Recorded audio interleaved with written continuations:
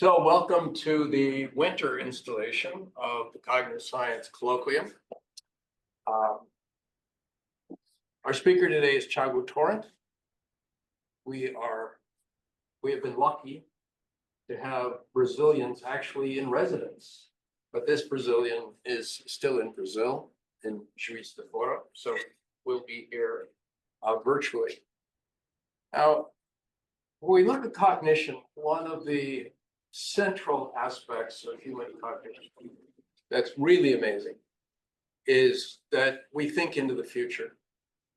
And I don't mean at the level of a mammal seeing the water pond down the hill and having an instinct to go down the hill and drink the water. That's certainly the future. But for you, you think about where will you go after college? Where will you live? What will the stock market do? What will the world look like? How will this policy affect my nation?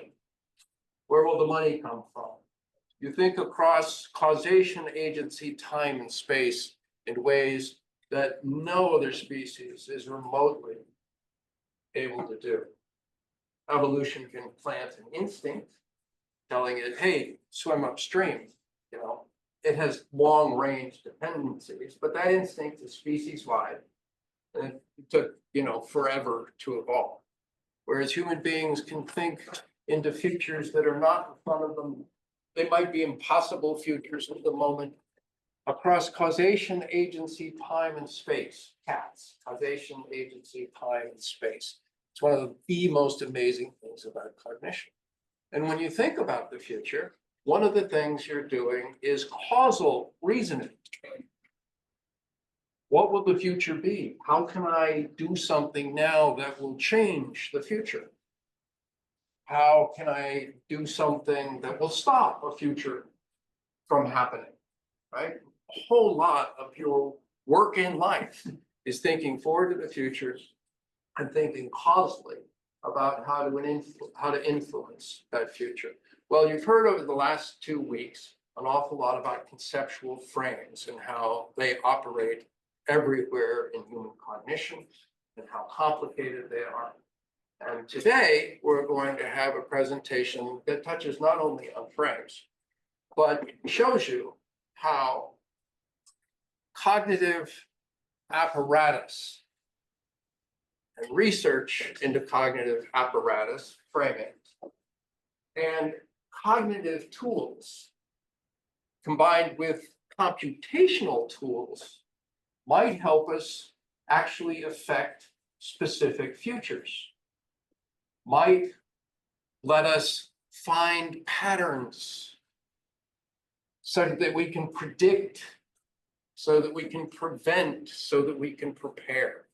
Is a perfect topic for a colloquium on cognition and computation.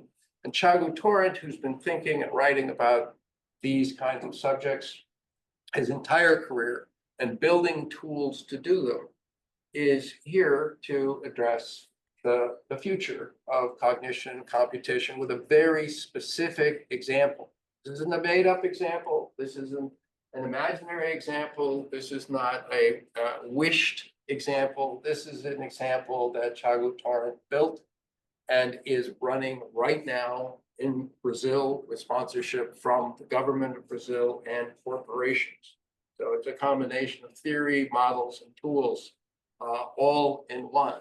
Tiago Torrent is one of the leading cognitive scientists in the world, one of the leading cognitive linguists in the world, someone who's at the meeting place of cognitive science and computational tools and models, the head of Global FrameNet.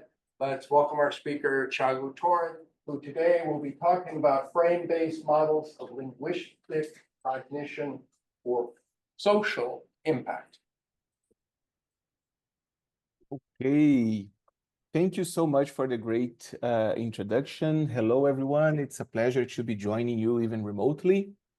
So as Mark said, over the past 2 weeks, you have heard about the foundations of FrameNet and frame semantics.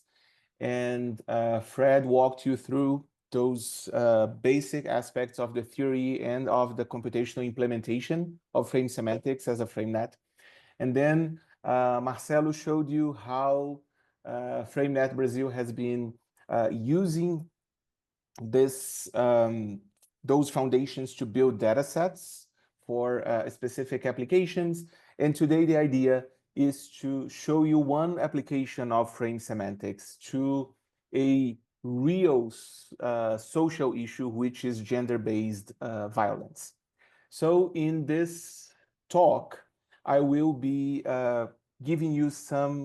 sharing with you some insights that we've been collecting in the Data to Stop GBV initiative. It's a partnership between FrameNet Brazil and Vital Strategies, which is a NGO from the United States with branches all over the world, including Brazil. And the idea of this talk, like a general too long didn't listen sentence, is that the age of the AI has initially brought to us, working with AI and language and natural language processing, the impression that language resources and large language models were opposed to one another, right? And the first years of that age, especially the first years of the popularization of that age with ChatGPT and the other chatty AI models, has proven otherwise, right? This is the too long didn't listen. So if I talk too much, which usually I do, just remember that, okay? This is the key take home from this talk. And this is especially the case when we are talking about human-centered applications. And by human-centered, I mean centered around real human issues, right? So, of course, the media is all crazy about the latest chatty AI, even it's ChatGPT or Hugging Chat or DeepSeek. And then journalists are asking DeepSeek questions about what it is and if it was trained on that data set or the other data set, as if they were people, right? But when you look at the amazing success of those tools and you try to bring them into real research, right? You see that for some cases, they are brilliant for some general purposes applications, as Marcelo has mentioned to you last week. But for some others, general purpose AI tools may not be what we want. And I'm not only talking about the chatty AI software, the GPT stuff, but I'm also talking about large language models in general, okay? So when we talk about language resources, this is an expression that refers, it to some extent has a transparent semantics that we don't access very much, very often. At least those of us who were not around doing research since 1995. So language resources is an expression that refers to human curated, computationally implemented resources that model language, that model some aspect of linguistic cognition. And when I won't refer to that as the age of AI, but when the age of big data started, okay, so around early 2000s, language resources started being criticized for being costly. So having humans curate a computationally implemented resource such as FrameNet costs money because you have to pay those humans to do this work. It was, language resources were criticized due to their lack of coverage because they are never complete, never.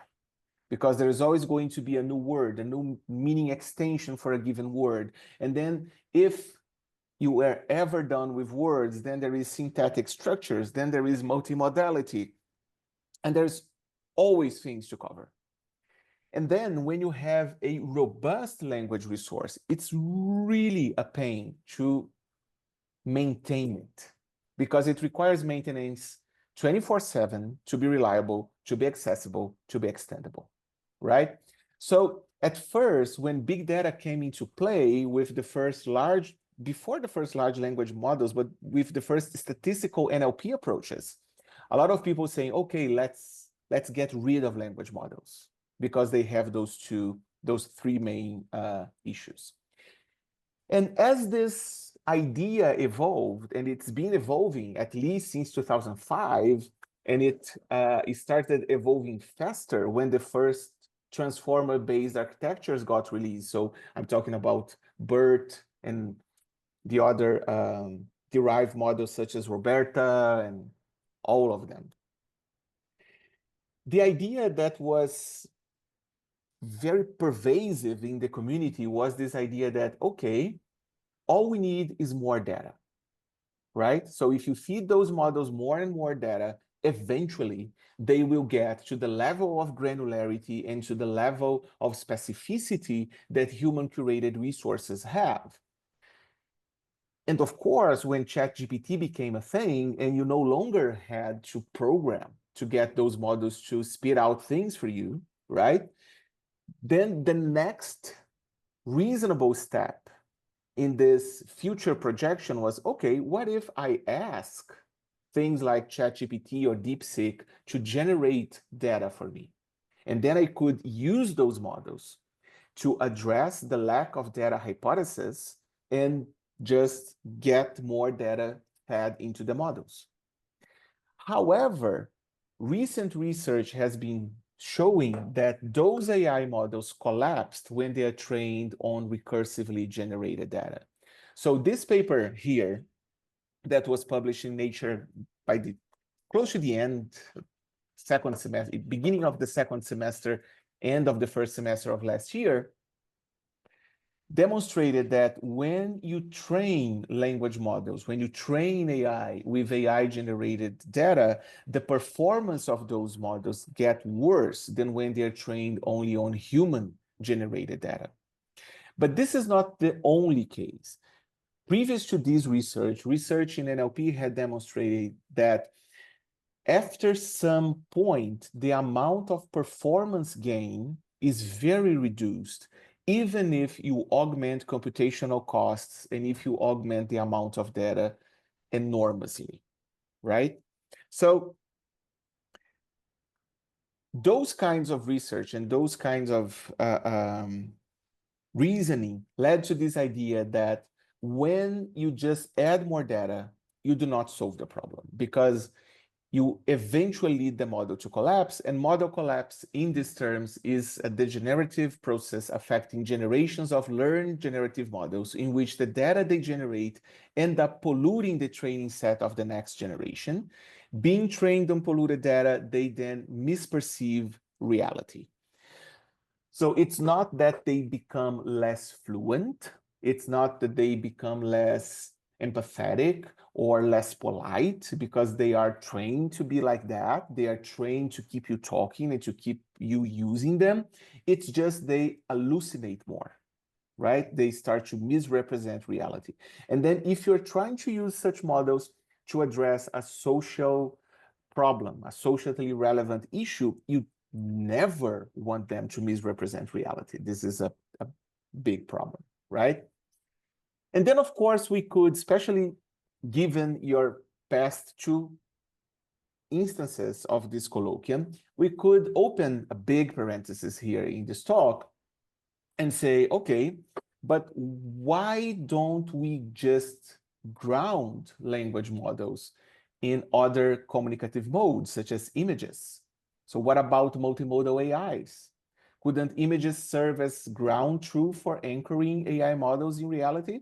Well, here in FrameNet Brazil, we do think that multimodal datasets can contribute a lot to the development of AI, but it's not that simple, right? And to show you with why this is not that simple, with a very, very pedagogically oriented example, I'm going to give you the Paçoca example. So I now welcome you to accompany me in the case of Paçoca in computer vision. Okay? So I know there are Brazilians in the audience, but they also work with me, so I can tell them to not say a word through the next slides. And Californians who have been to Brazil. And Californians who have been to Brazil. But if you know what a paçoca is, please be silent, okay? Don't interfere with the pedagogical experience of your classmates. So if we take this word, paçoca, and try to plot some sort of visualization of the words, the semantic distribution of paçoca, the words it usually co-occurs with, right? We get things like entregar, which is Brazilian Portuguese for deliver, okay, the verb to deliver in the infinitive form.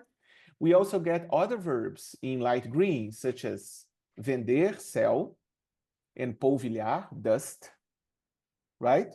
Or esfarelar, which is crumble, or comer, eat, provar, which is taste, or virar, which is turn, okay? But we also get some adjectives. For example, cremoso, which is creamy, proteico, which is proteic, vegano, which is vegan, right? So from this, you probably know that paçoca is something that Brazilian people do what with? Any ideas? So you know that they can deliver it. Everybody's right? trying to eat, but their throat isn't working at the moment. Yeah, eat. Okay. Eat, good, all right, good option. So what I did was, with the help of Marcelo, which is the czar of all things design, we prompt a tool, right, for web design and visual design, image design, to add a paçoca to my hand, right? Do you know those tools where you just draw a bounding box and you type something, and then using stable diffusion, they blend the thing that you wanted to be drawn? And this is paçoca. Okay, so let me ask you, do you think that Brazilians eat this fluffy animal? Right? So some AI tools think we do, right? But we actually don't. What we do eat is this. So this is actually a paçoca, all right? But note that once I have the correct image, I can prompt an image captioning model. In this case, it's the image caption spaces available on Hugging Face, to caption this image for me. And then this image captioning software will say a man holding a green plant in his hand. Regardless of what a paçoca is, I am definitely not holding a green plant on my hand, right? There is a green plant in the picture, but it's on the back in the bookshelf, right? You see, it's here, okay? The reason why this image captioning system says that there is a man holding a green plant in his hand is because captioning systems are highly compositional. So they have identified a man and a hand, right? And then, for example, if they are trained on open images v6, v7, and on, they will be trained on triplets representing basic predicates. And those triplets would inform the model when they recognize a bounding box or a portion of the image that they tag as man, and another portion of the image that they tag as hand. Probably the main predicate is going to be the verb to hold. And what is the other thing that they recognized here in this image? They recognized the green plant. And then they just compose it. They are close enough, right? Their level of certainty about that being a green plant and this being a hand and this being a man is high enough, so they would just create this totally crazy caption. Okay? So the very problem here is one foundation of cognitive science, which is human cognition, be it linguistic or visual, is not compositional. It's gestaltic. right? Although I have to say that people doing AI are crazy about solving the compositionality issue because they still think, as people did until 1970, that human reasoning is compositional. I don't know what they've been reading for the past like 50 years, but cognitive scientists know that human cognition is not compositional. And this is a proof of that.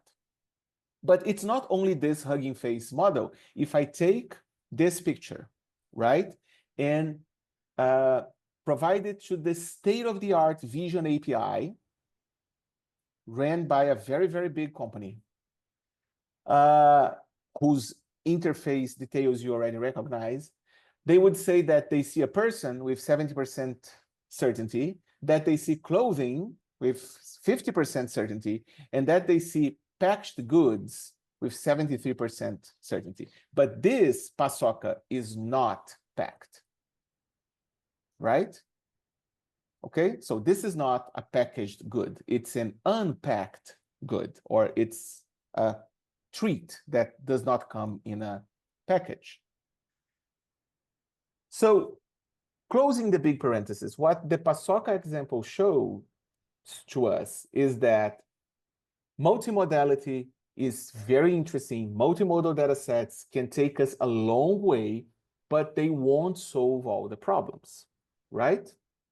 They will help a lot, but they are not this kind of medicine for all the kinds of limitations of language models and even multimodal models. So where is the problem that we're facing specifically in this project? The problem is basically the fact that AI is trained on data sets, right? We have to keep that in mind all the time. And if we consider that AI is trained on data sets, we should consider that data sets should always speak to the issues and cultures that are approached by the AIs. So if we are building some sort of AI to solve, to address, to help us solving a specific problem, then we have to train that AI on data sets that represent the problem within some specific cultural background. This is the main idea. And then where should we go to, right? So the claim that I'm going to be making in this talk is that language resources, those curated by humans, can contribute to the improvement of large language models through the development of culturally grounded data sets. So this is the main idea. And then I will be giving as an example a project that we've been doing, which is using FrameNet for fighting gender-based violence. But before we proceed, I have to tell you that the example data that I will be presented and be discussing in this section of the talk can be highly triggering for some people in the audience, because I'll be talking about real cases of gender-based violence. Okay, so if you want a break, if you want to leave completely, feel free. I won't be sad. I will totally understand. So the project I'll be talking to you about is the Data to Stop Gender-Based Violence. It's an initiative that's being developed by the FrameNet Brazil Lab together with Vital Strategies, more specifically the Vital Strategies branch in São Paulo, Brazil. And the purpose of this project is that we want to use Brazilian public healthcare databases to identify patterns of gender-based violence in e-medical records of primary care attention units before gender-based violence escalates, right? So I'm going to give you a overview of the situation in Brazil, of how those healthcare systems work, and then I'll talk to you about the project. So basically, Brazilian has a universal, free of charge public healthcare system that anyone can use, like anyone, even if you're not a Brazilian and you're just visiting, right? And if you go to any primary care unit or a hospital or a ER, you will get an entry in some system, right? So for example, if it's a primary care unit and you're just there for a regular check with your family doctor, then you're going to have most likely at least an e-medical record. So there is one system that doctors use in primary care units and hospitals and ERs and clinics where they keep track of that specific appointment and all of the several appointments with that patient. If eventually you get really, really sick or you suffer from some sort of violent episode and you die, then you have an entry in the mortality record system, which is this record system for, obituaries. And for example, if you experience some sort of violent episode, then you have a violence notification. You have an entry in the violence notification system. The violence notification system is actually not only for violence, it's for violence and epidemics and pandemics and everything that goes through the medical system and is to some extent extraordinary, like not common, okay?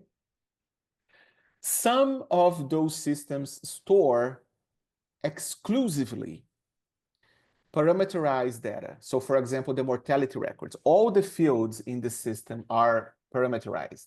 So you have the date of the death, and you have the sex of the person, and you have the cause of the death, but all taken from a list. It's a closed field. And some others, so for example, like the violence notifications and the e-medical records, they will have both parameterized data and open text fields. The not very obvious thing is that there is no sort of obligation in those systems that mandate that a medical professional searches for a patient from some sort of social security number or unique identifier when opening an e-medical record. So for example, if I go to a primary care unit and a doctor sees me, I have an appointment there, and then this doctor can, out of the blue, just create a new record for me, although I already exist in the system, right? This is very important information. I'll tell you why in a minute. So to be able to have all the entries in all the systems for one same person, we have, and this is the work by Vita Strategies, we have to link this data. We have a lot of systems, they have a lot of systems that track which records belong to which individuals, and they put them in a lifeline. Okay, so you see, for example, this person A, when they were 0, just when they were born, they got this vaccination. And then for the first month, they went to the first appointment with the pediatrician, then to the second month, so on and so forth. And the same goes for the violence notifications and the mortality records. And then before this data is sent to FrameNet Brazil for semantic analysis, we developed, and by we, I mean we in FrameNet Brazil, an anonymization algorithm that removes all potentially identifying information from the medical records. It's not only about removing or concealing the parameterized fields like phone numbers, document numbers, but although there are specific instructions telling doctors not to do it, they usually add personal information to the open text fields of the medical records, especially in the cases where there is violence involved. When they say things, for example, is now living with the mother, and this is the name of the mother, this is the phone number, and then we had to remove all this information before processing that semantically. Once this information is removed, what we do is that we know that for any given person who has a unique identifier that we don't have access to, you have a set of open text fields together with a set of parameterized data, and then enters the semantic analysis. The idea of the semantic analysis is to make the semantics of the text that is in the open text fields readable by a machine learning algorithm, so that it can be combined with demographic data, with data about episodes of violence, and then it can be trained so that the algorithm can identify patterns of GBV at the territory level. So currently, we do not identify that a given person is being a victim of GBV, but we can tell, for example, that a given territory has augmented cases of GBV or something like that, okay? So let's focus on the semantic analysis. The first principle that we use in the semantic analysis is that of culturally grounded modeling. So we abide by the rule of building small to build well, okay? So we build a system for estimating underreporting of gender-based violence in Brazil, okay? And we do that because we believe that language is humanity's most powerful tool because it represents cultural values, and then a good model should encompass such values. I'm not saying that this model is not extendable to other languages. It is, provided that we do our work right. And the basic idea behind all the modeling is the frame, right? So you already know that, but just to recap, if I have a sentence like fMRI requested for differential diagnosis of the patient, you know that fMRI is an exam, right? And you know that the patient is the person inside the fMRI machine, and you know that the doctor is the person who requested the exam, and the differential diagnosis is the purpose of that exam being conducted, being made, right? And then we modeled in FrameNet Brazil a bunch of frames covering the violence domain and the medical condition domain. And we have frames, for example, such as symptoms, right? Where you have a patient who is affected by a symptom, and the symptom is any alteration, physical or psychological, experienced by the patient. But we also model the violence domain. So we have frames, for example, for things such as ammunition. So a piece of ammunition is a disposable artifact to be fired as a projectile in a weapon. And we also, for example, have frames for cases of violence which are not perpetrated by a third party, but which are self-inflicted. And then we have, for example, frames for things like a toxic substance, right? Causes death or harm when introduced into or observed by a living organism, which is the victim. And then you have all the frame elements, but you already know all things FrameNet-y. So this is the network of frames that we created for the medical domain. So you have the health conditions frame right here in the center, right? But also you have frames for recovery and cure and cause health condition and medicines and materials used in healthcare and diagnosing, taking a medical exam, and lots of frames. And the same goes for the violence domain, which we have things like cause harm, experience bodily harm, running risk, people by criminal framing, committing a crime, reporting, the authority, the legal rulings. You have all the frames involved in that. On top of the frames, we also create qualia relations between the LUs, which are mediated by the frame. So for example, we can say that a painkiller is made of an active principle, and that this relation is mediated by the ingredient frame, where a material is used in a product. We say that the painkiller is a type of medicine, that its purpose is to medicate someone, and that it's produced by a laboratory. So we have all those kinds of relations, and currently in our database, we have 82 frames in the two new domains. 28 of them were built from scratch, so FrameNet didn't have them. We have approximately 4,500 new lexical units in both domains, which are added to FrameNet, and almost 5,000 new instances of relations between those lexical units.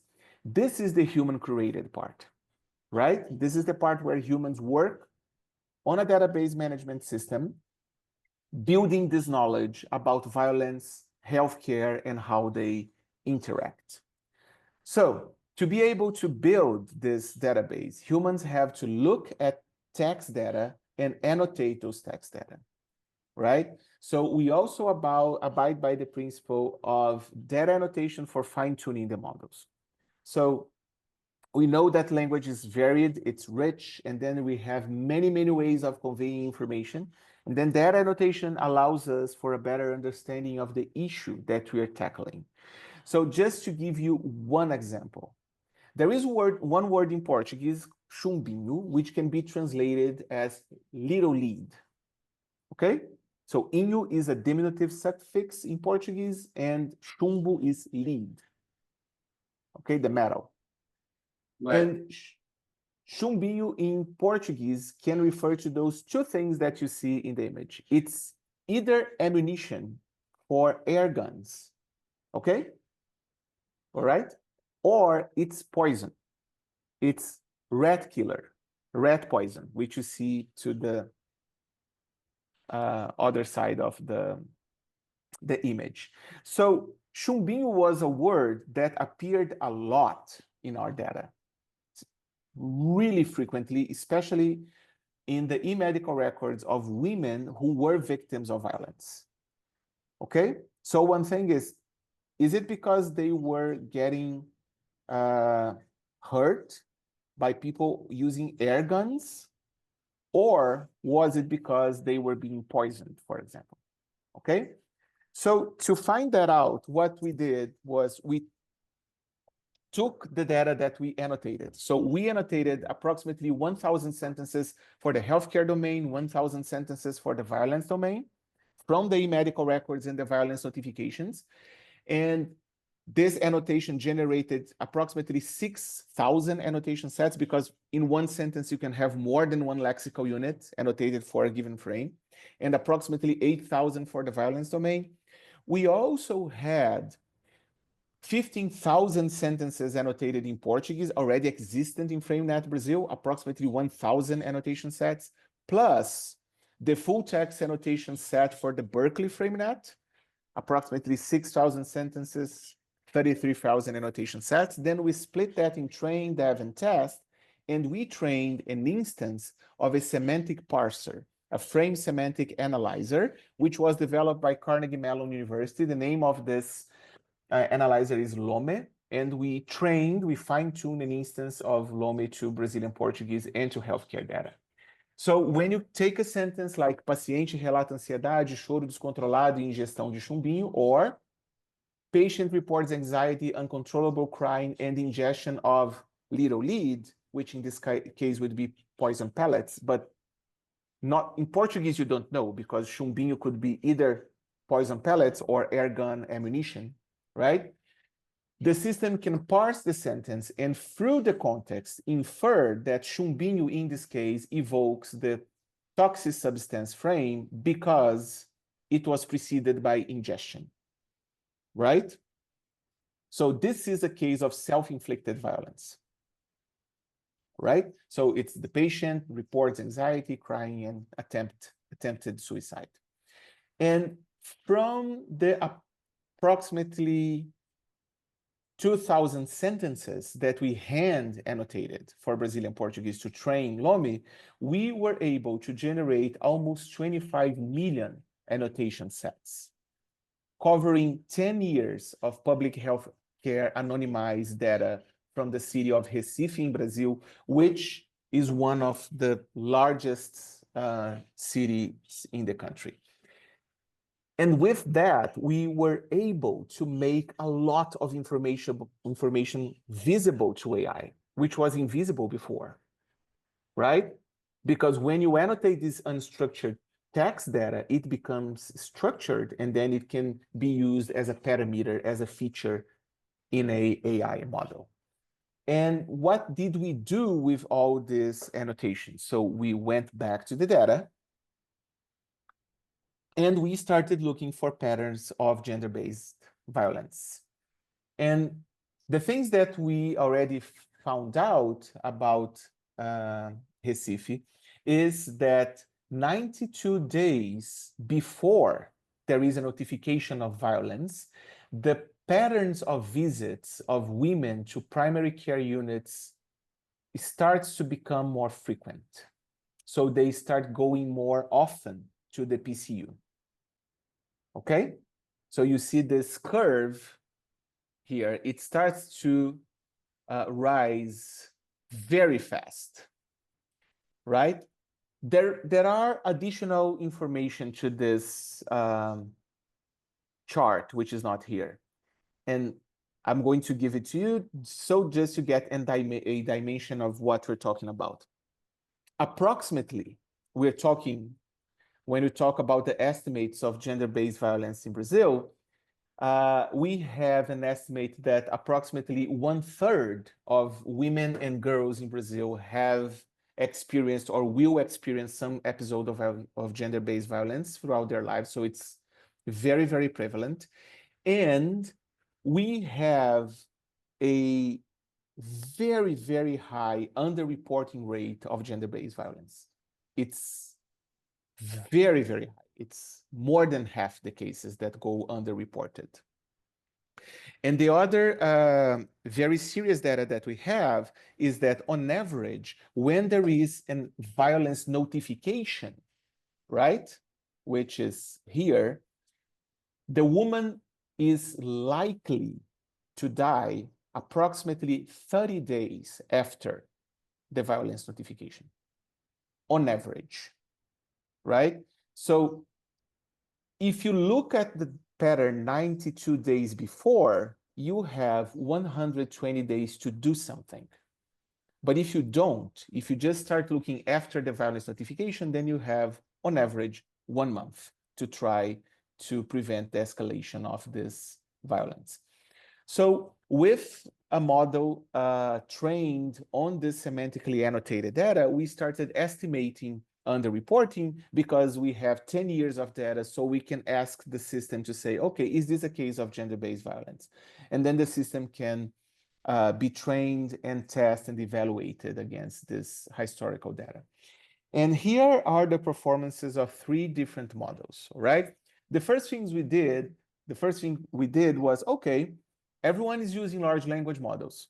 So let's take the embeddings from a large language model, in this case it was Bloom by Hugging Face, which was trained originally in Portuguese, just to reduce the bias of transfer learning, right? We didn't want to get a model that was trained in English and then transferred to Brazilian Portuguese.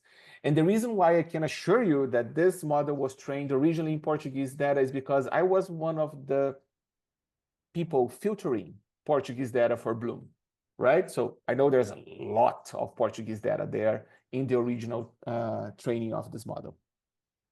And when you look at the performance of this model on predicting a case of gender-based violence, you see that F1 recall and precision are very, very low.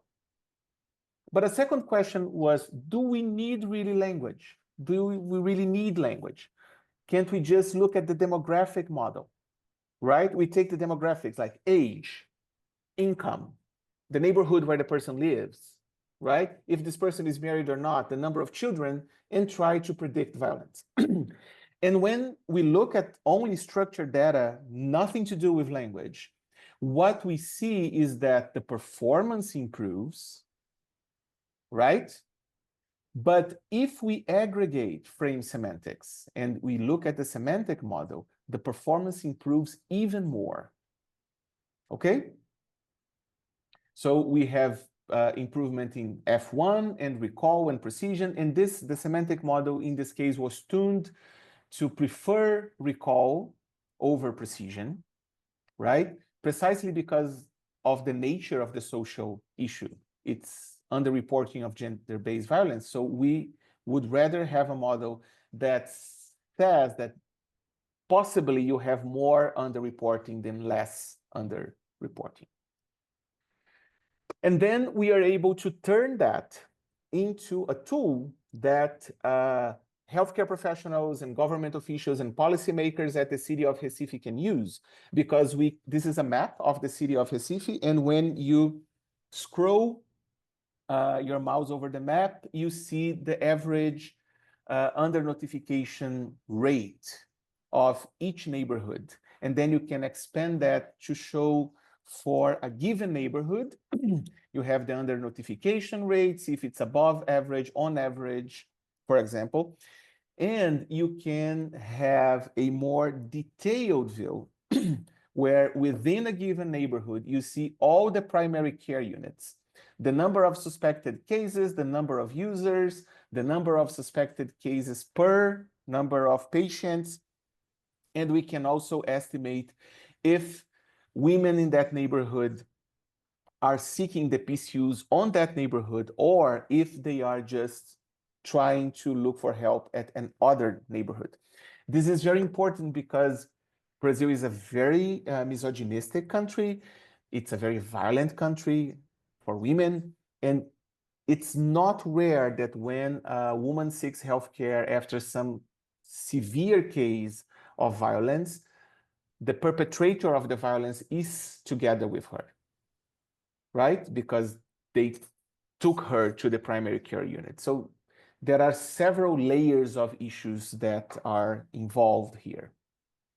So, and then when we look at the general perspective of our model, we see that approximately 70% of all the women who sought primary care help in 2022 in Recife were potential victims of violence who were not identified by the healthcare system. And we are talking about a city of 4 million inhabitants. So it's actually a lot of people. And because we use FrameNet to train this model, we are able to look at the features that help the model identify the case. So if we compare the features that the demographic model that uses no language took into consideration, you will see that there are mostly numbers of names of neighborhoods, right? So basically what this model did was it said, okay, is this person from this neighborhood? So it's likely violence. Is this person from this other neighborhood? So not likely violence. You must understand, of course, that within a given neighborhood, it's very hard to generalize, right? To say like, okay, everyone from this neighborhood is a victim of gender-based violence. Everyone from that neighborhood is not a victim of gender-based violence. And if you take into consideration the fact that this is Brazil and that people from upper middle class and middle class have private healthcare and do not use the system, then you are introducing a huge bias in the analysis. Okay? Because eventually what's going to surface? What's going to surface is only poor women, only women under challenging social conditions will suffer from GBV, and that's so not the case. Right? Just because the private system will not report the case using the governmental system that we have access to. But when you look at the language-oriented model, you see which frames are evoked. You see, for example, that things like personal relationship, the mention of a personal relationship, things like fiancé, husband, boyfriend, by the doctor in the medical record, it's a very strong signal that that medical record mentions gender-based violence. And if we look at the health conditions that affect women that are victims of violence compared to women that are not victims of violence, this becomes even more clear. So among the victims of violence, the 30 most frequent lexical units in the health condition frames involve things like pregnancy, high blood pressure, depression, mental disorder, bipolar disorder, affective disorder, psychiatric disorder, anxiety, and so on and so forth. But for example, if we take all the population of women in Recife and we look at the top 10 health conditions affecting them, we have hypertension, diabetes, pregnancy, allergies, obesity, right? But when you look to the top healthcare conditions among the victims of violence, you see, for example, that alcoholism is almost 7 times more frequent among victims compared to non-victims. Intoxication, 6 times more frequent. Psychiatric disorder, 4.5 times more frequent. On the other hand, diabetes and hypertension are twice less frequently reported. So think together with me. is it plausible that victims of violence are not suffering from diabetes and hypertension, or are twice less likely to suffer from diabetes and hypertension? Surely not. What's happening is that violence is precluding them from getting healthcare attention to chronic diseases. This is what this analysis tells us, right? And it happens regardless of the fact of the violence being committed by a third party. And then you see that here alcoholism skyrockets to 7.5 times more frequent. This is because usually the perpetrator suffers from alcoholism. But when you compare, for example, to self-inflicted violence, then the psychiatric disorders appear more, like schizophrenia and depression and so on and so forth. Okay? And the same idea that those women are not taken care of for the chronic diseases affecting all the population in Brazil is confirmed by the medicine that the doctors prescribe to victims and non-victims. So the most prescribed medicine in Brazil for non-victims is losartana. It's a high blood pressure controlling medicine, right? And together with other medicine for high blood pressure or for diabetes, such as metformina or insulina or enalapril. Of course, it's Brazil, so it's a vaccine extravaganza country. So on average, a Brazilian kid is vaccinated against 100 things throughout their lives. So vaccine is the second most prescribed medicine. And then you have painkillers and fever controlling medicine. But when you look at the medicine that is prescribed to victims of violence, they are mostly prescribed to control psychiatric disorders. So you have Haldol and lithium and sertraline and phenobarbital, and those are all medication for psychiatric disorders. And the same happens regardless of the fact that it's interpersonal or if it's self-inflicted, okay? Of course, lithium is much more frequent among self-inflicted victims of violence. So we can even do more. So when we incorporate the semantic analysis of the medical records that take place within the 90-day window before the escalation of violence, we dig deeper within those medical records, we find, for example, that women are telling doctors that they are being victims of violence. So frames such as cause harm and abusing, they become more frequent and they show a difference on how they are described. So this is the cause harm frame. An agent or cause injures a victim. And the core frame elements are the agent, the body part, the cause, and the victim. And the peripheral frame elements include degree and the particular iteration and the explanation. And for example, mentions to the perpetrator of the violence become 1.59 times more frequent. Mentions to the body part, which was injured, 1.64 times more frequent. And mentions to the particular iteration, 4.35 times more frequent. The particular iteration frame element is manifested in language by words such as fourth time, twice, right? Okay, so it indicates not only that the women are reporting episodes of violence to the doctors, but also that these violence episodes recur in their lives. And when we look at the abusing frame, when an abuser repeatedly treats the victim in a cruel and violent way, what we see is that mentions to the abuser become 2.27 times more frequent, and mentions to the degree, so the severity of the abuse or how long it's been going on, skyrocket to 6 times more often. Because FrameNet is structured as a network, we can aggregate this data and plot a graph representation of what appears in the medical records, right? So here we are looking at abuse and specifically at the lexical unit to abuse, the verb abusar in Portuguese. And if I clean up a bit, what we're going to see is that the abusing frame, right, in this case, has a very, very frequent mention to the type of abuse. And this type of abuse that is usually reported is sexual abuse. And the victim is usually the person whose individual history is being told to the doctor, right?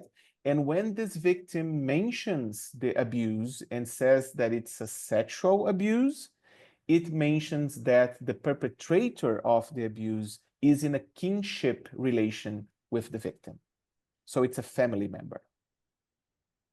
So all that with frame semantic analysis of the aggregated e-medical records. So we cannot identify specific victims, we can identify a trend in what's being reported to doctors at primary care units.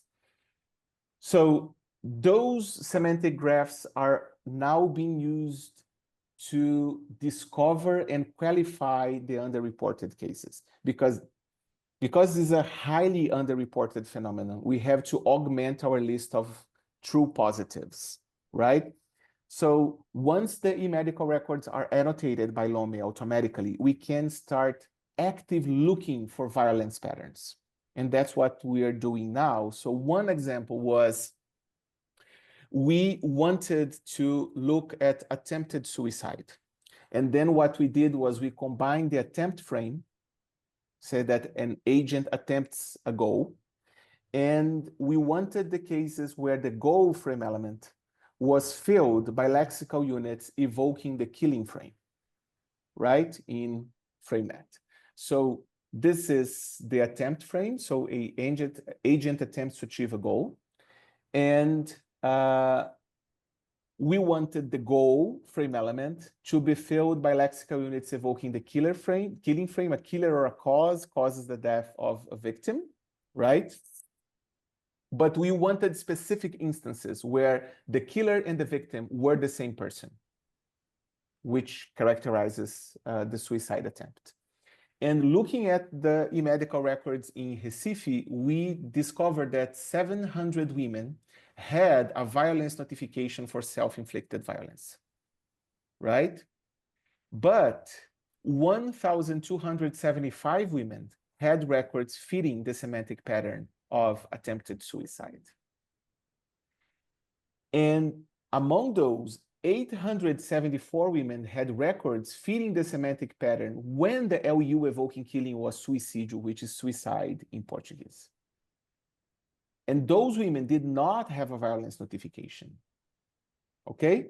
So what happens is that we have 55.2% estimated underreporting of these cases. So to wrap up, what we do with this data, we feed this data back to the policymakers and to the health team so that they can devise new policies, train people to address the cases of GBV.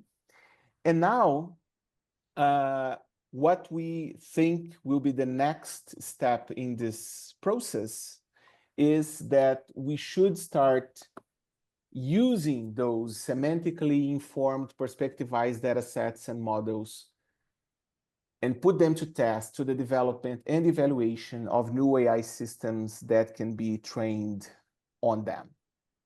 Okay? And this can, of course, involve multimodal data. It can involve all sorts of domain-specific data.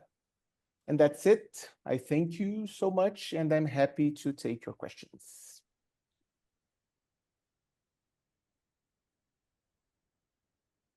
So Tiago, you might want to stop sharing your screen in a few seconds. Thank you very much for that excellent tour of cognition and computation in the wild, a real project touching lives that uses the kinds of systems and theories that you're learning here in this class. Remember, use people for what they're good for, or play to their strengths. So you're talking to a world expert in how to design actual projects in the field of cognition and computation. This may be a future for you. The sector that Professor Torrent specializes in is meaning and multimodal communication, and sort of any kind of computational approach that will help that, but certainly including all of the tools of FrameNet. In cyberspace, if you have a question, just raise your hand or sing out or show your face. Questions? Yeah, Adam. This is really fascinating, and I'm really intrigued. Do you see a future where this data set and the like large language model that you're using and like building with it can be integrated into the information system that's used by healthcare providers to flag like potential instances of gender-based violence in real time? Yeah, that's what we're working now. So after we finish the first round of the project with people from Vital Strategies, we started a new collaboration. It's a 18-month-long collaboration where we are mostly focused on three things. The first one is looking into all the stages of the bureaucracy of the public healthcare system at the city level to first determine who would be allowed to get access to the information, to the individualized information, right? Because if the first thing you don't want to do is to expose the victim to an even more severe case of risk. The second part of the project is how do we update this historical database, not like real time, but let's say, for example, redo this linkage every 24 hours, redo the semantic parsing of the new and the anonymization and the semantic parsing of the new sentences that were entered to the system. Because when we are able to do that, and that's what we are working on right now, we are able to get to the third step, which is first, identify at the territorial level shifts in the violence notification trend. Okay, so even within the territory level, we can, with this constant update of the database and the model, we can say, okay, so this territory, which was like record among all the PCUs in the city, now started notifying better. So it's no longer the focus of our attention. We should move to another territory, okay? And this also helps us with another project where we are currently trying to integrate emergency and climate emergency data, because Brazil has a system for that. Because it's correlated. When you have flooding, for example, at a given area, domestic violence skyrockets on that area. It's a trend. And then you can concentrate efforts. If you combine the data, it becomes better.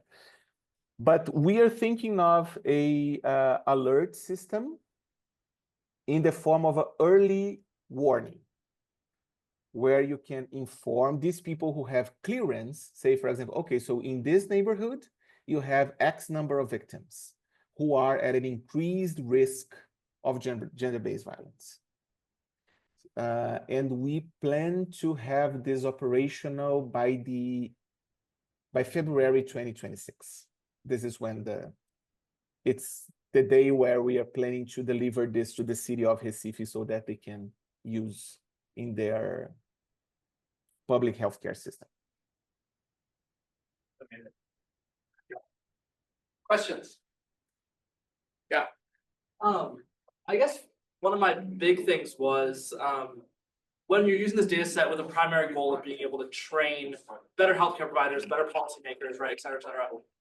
So much of this like semantic work that you did to get this model running, didn't the healthcare providers like sort of already know that? Like, aren't they able to flag it? Like, at what point should investment be in just better training for people to flag it, rather than like starting at the beginning to again try to train a model that can try to flag it that you hope is accurate enough? Like, That's a very good question.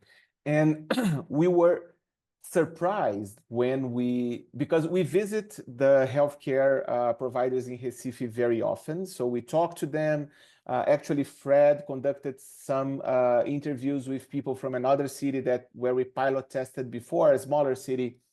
And there are things which are interesting. The first, and it's very common for nurses and doctors to say, when we show them the data, they say like, oh, yeah, that happens. Yeah, it's an issue. So they have this first moment in recognizing that violence is happening, and they've been ignoring that. So one clear contribution that the model brings is that when you show the pattern, and you say you have X number of people following this pattern, and you are writing that on your medical record. And then people say, yeah, but you're not notifying the violence, and say, yeah, no. It's like, it's a wake-up call, if nothing else. But there is a second point which is worth noticing. If you think of training healthcare providers, if you think of training healthcare professionals, right? And if you think of doing it based on some sort of evidence, what would you do? You would take violence notifications, get statistics out of them, right? And then just say, okay, people, sexual abuse is very, very frequent in Brazil among children below the age 14. If you take the Brazilian statistics, you will find out that 66.7% of all victims of sexual abuse are children below the age of 14. This can tell you two different things. One thing is that perpetrators of sexual violence in Brazil are even more horrible than anywhere else in the world because they target children. Or you can look at the law and see that if a doctor does not notify sexual abuse against kids under 14, they can be implicated in the crime. But if the victim has more than 14, they don't. Okay. So health professionals choose to notify sexual abuse when the victim is a child, but not necessarily when the victim is not a child.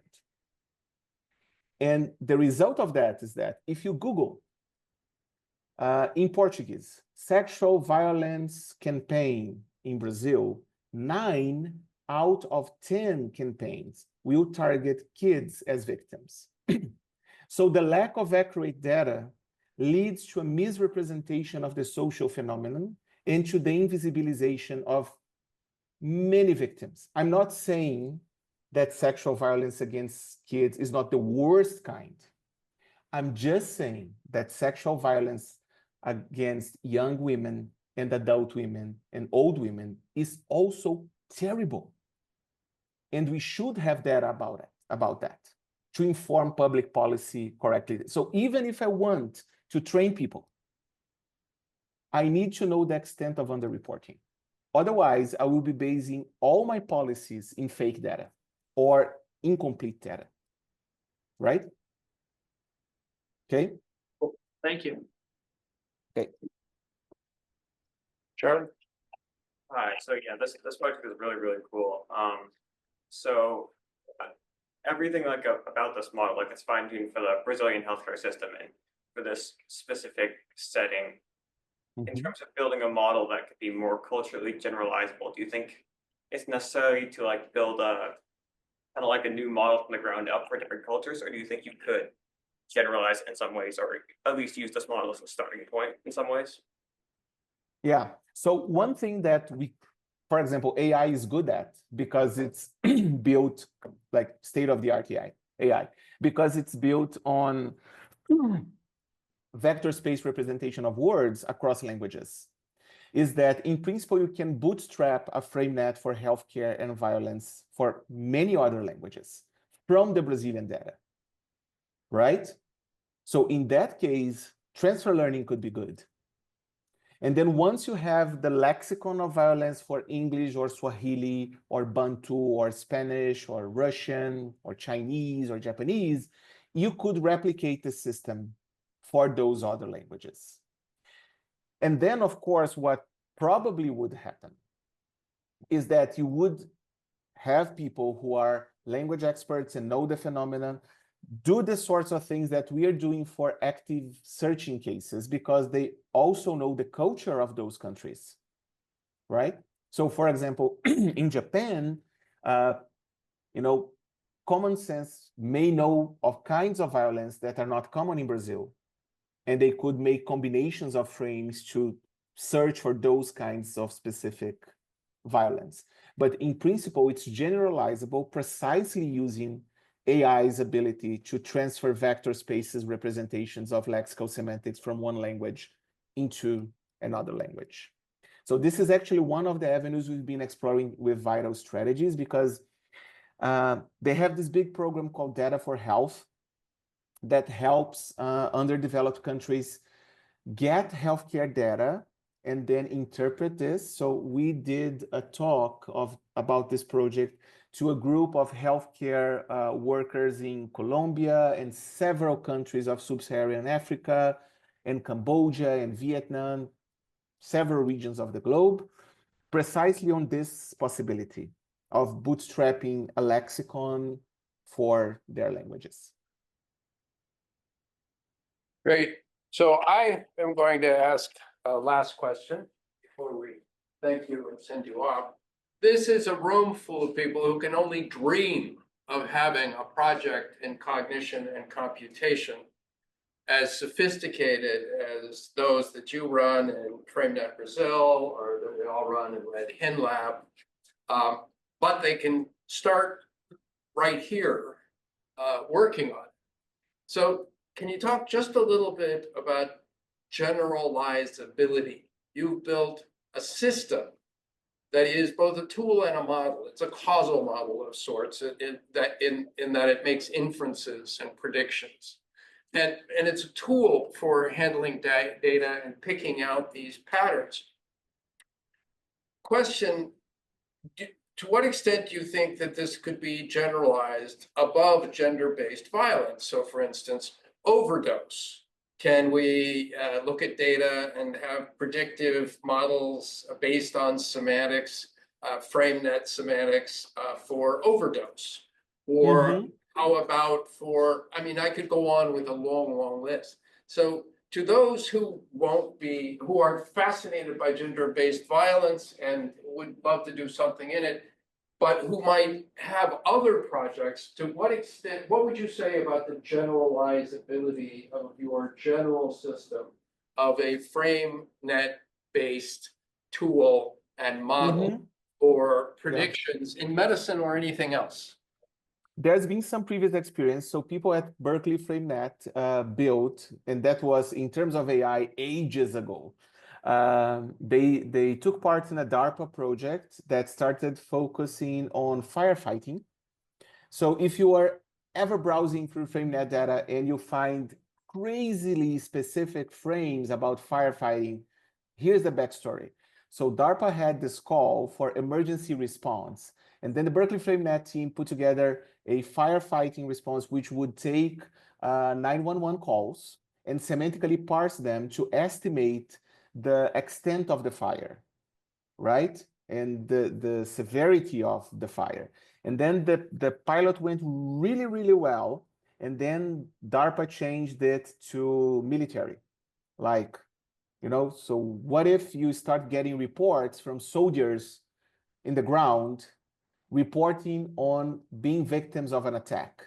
How you aggregate all this information and you estimate the level of this attack. So this is being tried before, and in principle, you can choose whichever application you want. Before we started working with GBV, we did a similar thing for the Rio Summer Olympics, where we would recommend attractions based on semantically parsing comments on recommendation platforms using a chatbot.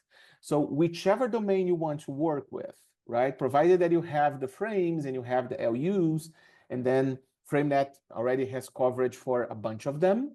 For some of them, you would need to create and add stuff, but it's in principle extendable to any domain. D, the cornucopia of projects that you could get into. Help me thank our guest, Professor Torrent. Thank you so much.